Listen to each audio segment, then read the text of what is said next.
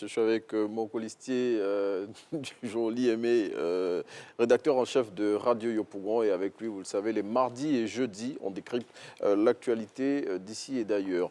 Comment ça va, Liemé? Bonjour. La fête de Ramadan, ça s'est bien passé? Bien. Allez, on reprend du service et on démarre tout de suite, bien évidemment, avec cette fête de Ramadan pour laquelle le chef de l'État, Alassane Ouattara, a pris part à la prière à la grande mosquée de la Riviera Golfe. Et à cette occasion, eh bien, il a souhaité que la paix continue de demeurer en Côte d'Ivoire.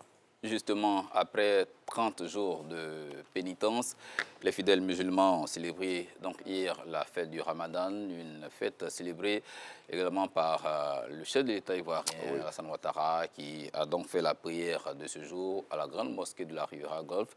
Et à cette occasion-là, il a invité les uns et les autres à travailler, donc à consolider les acquis de ce mois béni, mais faire en sorte que ces acquis-là profitent et aux musulmans et aux non-musulmans, c'est-à-dire la Côte d'Ivoire tout entière. Il a prié celui-là même qui vient du Hajj tout récemment. Le chef de l'État qui a prié pour que la paix continue d'être une réalité dans notre pays.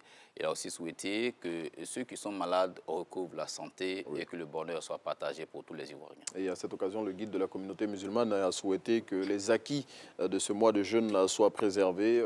Pendant les 30 jours de jeûne musulman, eh bien, les musulmans ont fait preuve de privation et ils ont imploré Dieu pour que la Côte d'Ivoire reçoive d'énormes bénédictions. Et surtout, ils ont souhaité que les choses aillent dans le bon sens pour la préservation du climat social. Et donc, il a souhaité que toutes ces choses pour lesquelles ils ont prié, là, eh bien, qu'on continue sur cette lancée. Justement, l'imam Ousmane Diakité a invité les musulmans à conserver donc les acquis de ce mois. Il a cité entre autres la patience, l'humilité, l'endurance, la bonne moralité dont ces fidèles-là ont fait preuve tout le long de ce mois de carême. À côté de cela, on ne va pas oublier cette vertu, cette grande vertu qu'est le partage. Le mois de Ramadan a été un mois de partage pour l'ensemble de la communauté musulmane, mais également partage entre les Ivoiriens et tous ceux qui vivent en Côte d'Ivoire.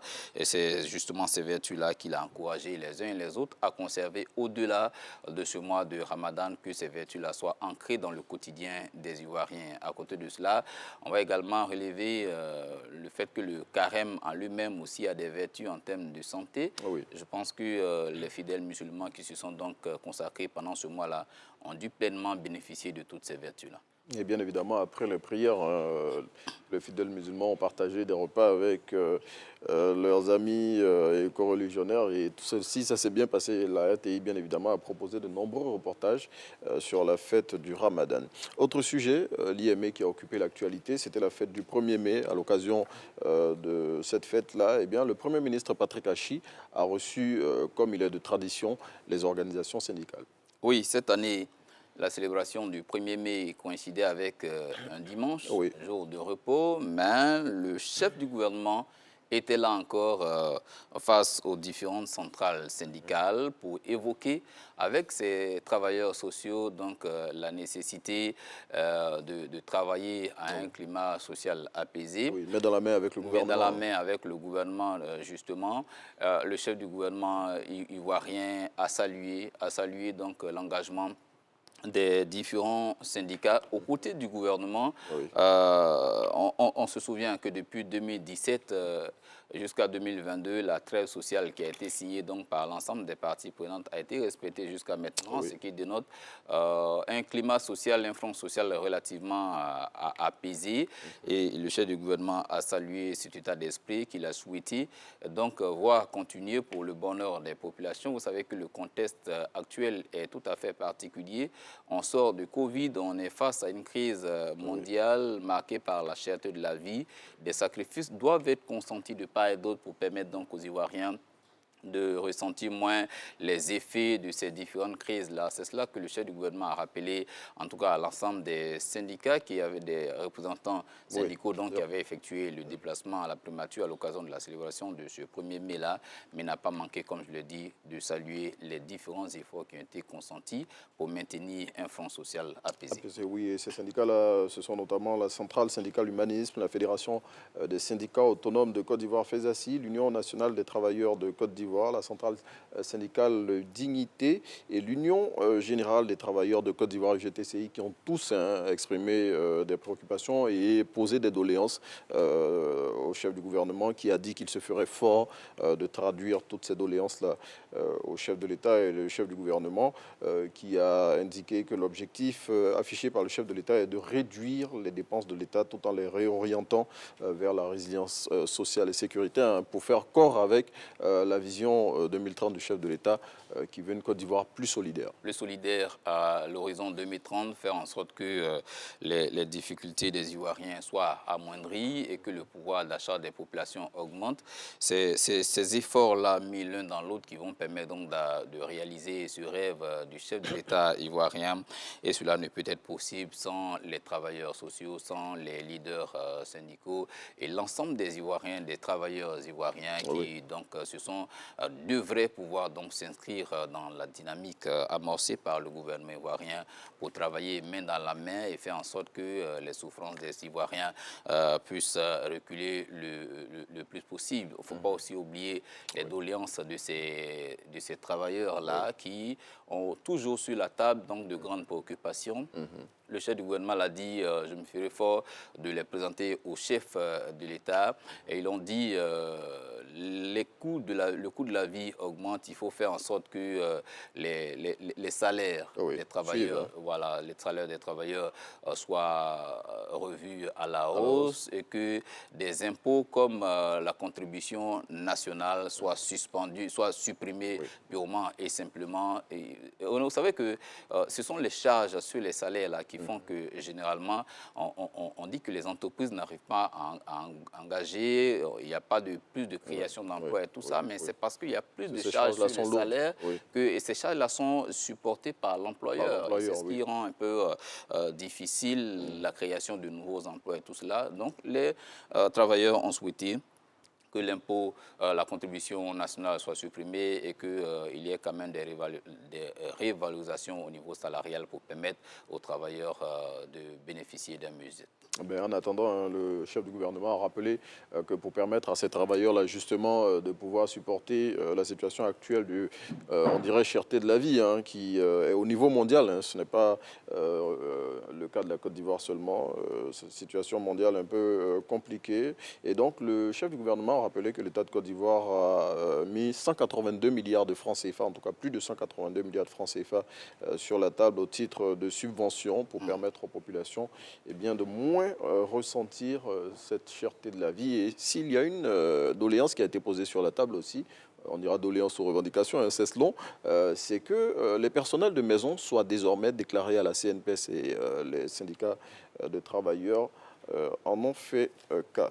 Eh bien, l'IME, on continue d'égrener les titres de la presse nationale et Naomi en a parlé tout à l'heure. Aujourd'hui, c'est la journée mondiale de la liberté de la presse. Bon, on se sent concerné au premier point. Justement, le journalisme sous l'emprise du numérique, c'est le thème de cette 29e édition de la Journée mondiale de la liberté de la presse. Une occasion de réfléchir, Renaud, sur les enjeux de la liberté de la presse, mais les enjeux de notre métier dans le contexte qui est le nôtre, avec la question avec l'emprise du numérique, voilà, et ces différentes préoccupations-là qui vont être débattues à l'occasion de cette journée qui rappelle encore au monde entier la nécessité de laisser les journalistes travailler dans de bien meilleures conditions, la nécessité pour les gouvernants de respecter les engagements qui ont été pris dans le cadre du respect de la liberté de la presse. Vous savez qu'on parle de démocratie,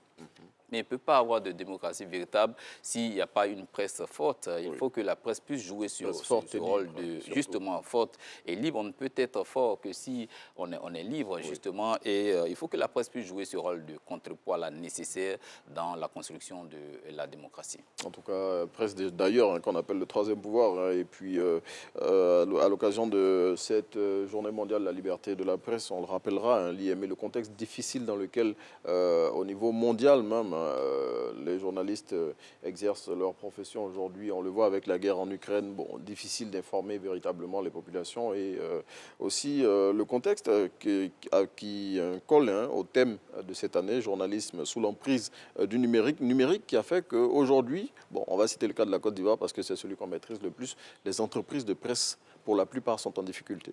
Justement, c'est une question qui nécessite réflexion, d'où le thème qui a été choisi avec, je veux dire, il est vraiment d'actualité. Oui. Renaud, la presse est en difficulté avec le développement du numérique. Oui. Je veux dire, la gestion des différents organes et Les habitudes de les consommation habitudes ont changé aussi. de consommation aussi Oui. qui ont changé. Mais cela aussi interpelle les uns et les autres. La presse, les acteurs de la presse devraient pouvoir se réinventer. Oui. On ne peut pas continuer de fonctionner de Le la journal même papier, manière. Voilà, il certains n'existent même faut plus. pouvoir se réinventer Oui. et essayer de réorienter donc son activité. On a connu plutôt, parce que ça relève du passé maintenant, de grands titres comme Top Visage qui ont disparu, qui sont seulement en version numérique maintenant. Justement. La version papier a disparu. On a l'éléphant déchaîné qui est passé en version numérique aussi. Et ce contexte-là du numérique qui est celui d'aujourd'hui,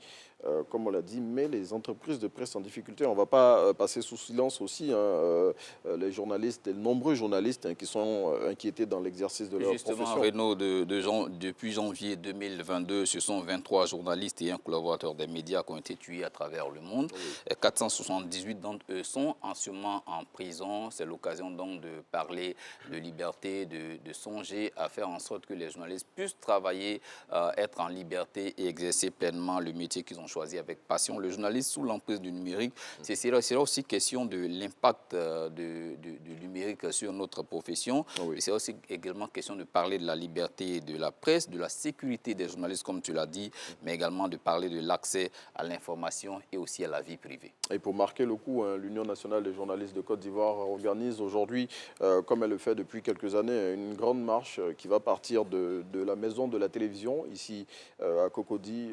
Les journalistes sont déjà en train de se rassembler devant la RTI, et donc cette marche va sillonner les rues de Cocody et elle finira par une activité au sein de la maison de la télévision au stade de la haute fréquence. Ben, nous, on va se faire fort de les rejoindre tout à l'heure dès qu'on finit. Justement. Bien évidemment. Eh bien, on continue l'IME et cette fois-ci, on parle de sport. Bon, on va parler plutôt d'élection au sport.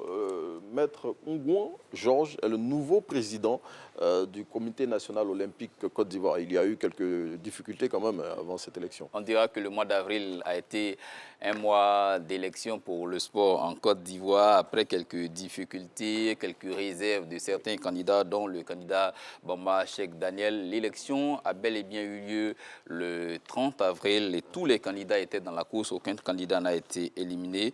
À l'issue donc du vote, c'est Maître Ngouan Georges qui a été élu le nouveau président du Comité national olympique. Il aura donc à charge la gestion de ce comité ivoirien. Et Maître Ngouan Georges donc succède au général Lassana Palinfo à la tête du CN au Côte d'Ivoire. Et puis l'IMSI, un événement qui a vraiment catalysé toutes les attentions ce week-end, c'était le match ASEC Mimosa, Lys Sassandra FC, le tube du moment. Et je veux dire que l'enjeu était plus dans les tribunes. Oui. On sait que Lys de Sassandra et la SEC Mimosa, Oui. ce n'est pas le même calibre. Non, La c'est SEC un derby. joue le podium. La SEC est en ce moment leader très confortable au classement avec 6 points d'avance sur le FC San Pedro. Oui. Mais l'enjeu était dans les tribunes, d'autant plus que le Lys est logé au milieu du classement après 10 journées.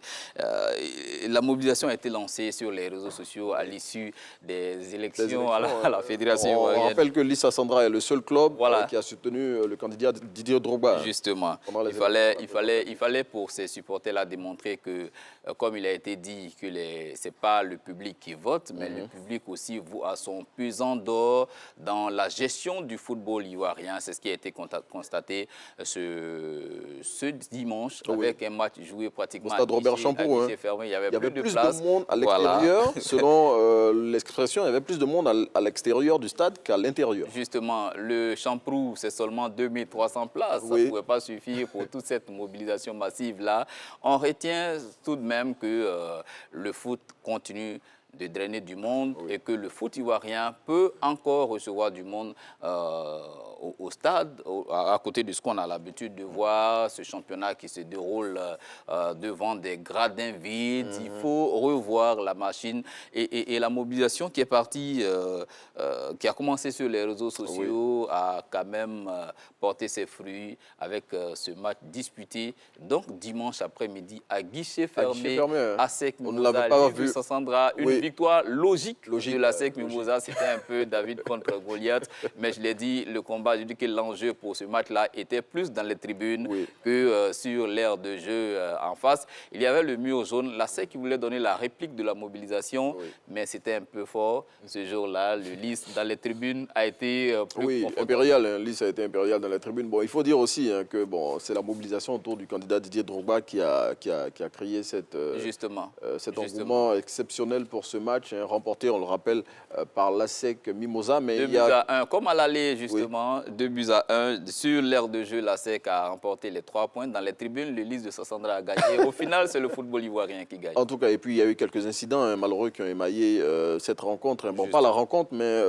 la fin de match, voilà, sortie difficile pour le président de l'ASEC Mimosa et même pour des joueurs qui ont été conduits dans les vestiaires sous escorte policière. Nous pensons que le football ne mérite pas cela. Le football déchaîne des passions, mais on y va pour se chambrer, pour se chahuter et on revient. Les perdants félicitent les gagnants et puis on se donne rendez-vous pour d'autres batailles. En tout cas, belle mobilisation à encourager, hein, cette mobilisation lors du match ASEC Mimosa, Lys de Sassandra, et on espère que ce sera pareil pour les autres rencontres. Justement, que ce ne soit pas juste pour ce match-là, mais que la mobilisation la plus se poursuive pour que les enfants, les jeunes aient l'occasion donc de faire valoir leur talent devant le public. En tout cas, voilà, c'est tout ce qu'on souhaite pour le football ivoirien. Liémé, merci d'être venu partager ce temps d'antenne avec nous. Merci de nous avoir suivis, mesdames et messieurs.